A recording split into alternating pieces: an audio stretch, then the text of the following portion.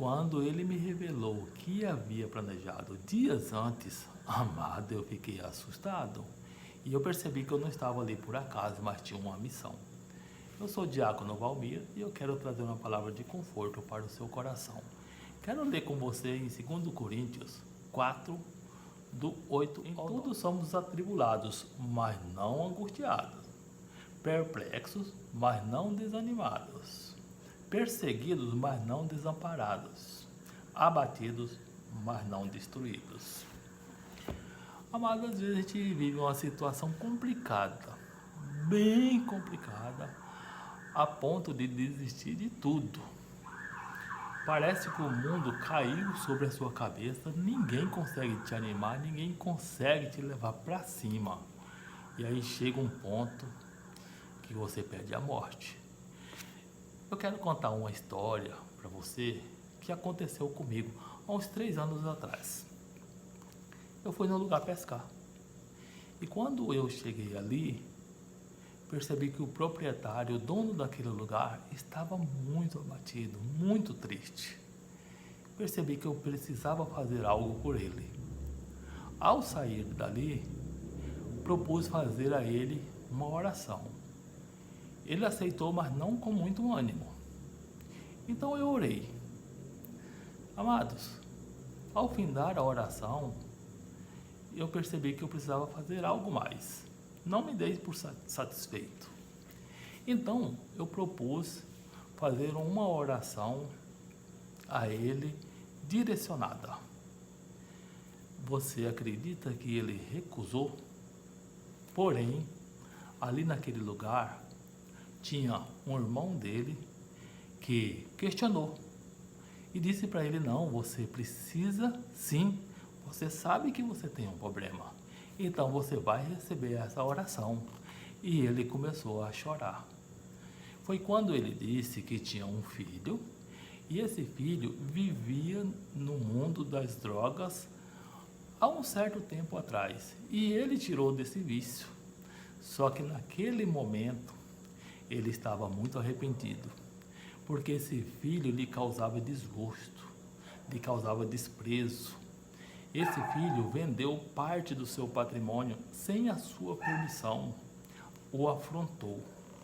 Então, ele chegou ao ponto de pensar que maldita hora que ele tirou esse filho do mundo das drogas, antes tivesse deixado morrer, e chorou. Amados, o pior está por vir.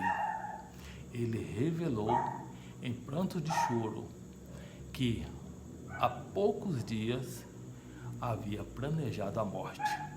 E com o auxílio de sua esposa, parei, olhei para os presentes, os familiares, e vi que eles estavam assustados com aquela revelação e começaram a chorar. E ele começou a contar como foi o plano. Ele tinha um revólver e chamou a esposa dele e falou para ela: olha, eu não tenho coragem de tirar a minha vida. Você tem? E ela falou para ele: para não te ver sofrer, eu tenho.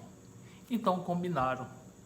Ele deitou numa rede, no quintal, armado em 2 pés de manga, e dormiu.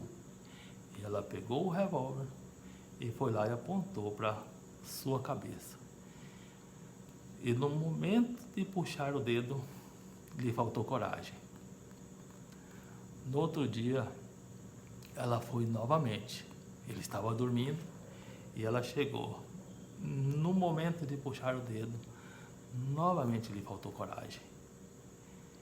E ele ficou preocupado, porque 2 vezes ele deitou lá e nada aconteceu. Então perguntou para ela e ela disse: é verdade, que não teve coragem, mas que desse mais uma oportunidade para ela, que dessa vez ela teria.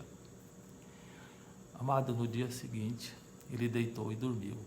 Ela já armou o revólver antes e foi com ele na mão. E chegou lá, apontou para a cabeça dele e caiu em pranto de choro. E o acordou e falou: não tenho coragem.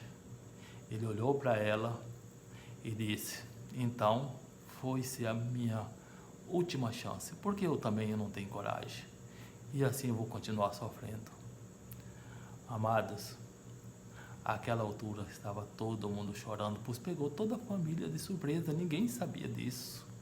Os filhos que estavam presentes choravam como criança. E saiu um para um lado, o outro para o outro. Eu parei um pouco, fechei os meus olhos e falei comigo: agora é o momento da oração. Senhor, põe palavras em minha boca. Preciso dizer algo que alimenta o coração desse homem. Então eu orei e dessa vez eu me dei por satisfeito, como dever cumprido, e fomos embora. No meio do caminho, eu comecei a pensar comigo. Eu não estava naquele lugar para pescar, mas eu tinha uma missão. Amados, eu era um enviado de Deus. Passado alguns dias, eu estava na minha chácara, descansando, inclusive com um dos amigos que foi pescar comigo naquele lugar. O telefone toca, alguém do outro lado, dizendo assim: pastor, é o Josué, aqui do sítio. Eu pensei comigo: primeiro, eu não sou pastor, e outro, não conheço nenhum Josué do sítio. Deve ser engano. E ele: não, pastor, não é engano não, você orou para mim aqui no sítio, você lembra? Ô, pastor, aqui em casa está tudo em paz, o meu filho voltou, nós conversamos, nós nos perdoamos, aqui está tudo em paz e minha esposa quer falar com o senhor, pastor. E passou o telefone para ela. Essa mulher estava em pranto de choro, mas não era choro de tristeza, mas era de alegria, porque tudo estava resolvido. Em algum lugar, neste momento, tem pessoas precisando de socorro, precisando de uma palavra de salvação. E essa pessoa pode ser você. Essa pessoa pode ser o seu vizinho, pode ser o seu amigo, ou pode ser até alguém que você não conhece. Mas Deus te ama. Pense nisso. Deus sabe de todos os seus pensamentos. Ele conhece cada fio de cabelo de tua cabeça. E você não vai estar desamparado. Você pode até pedir a morte, mas no lugar virá um anjo com palavras de salvação. Mas você também pode não ser uma dessas pessoas sofredoras. Você pode ser o anjo sendo enviado por Deus, e palavras virão na tua boca e seguirão como flecha no coração daqueles que o recebem. Medite nisso. Você pode estar chamando por Deus, mas você também pode ser um chamado de Deus para a vida das pessoas.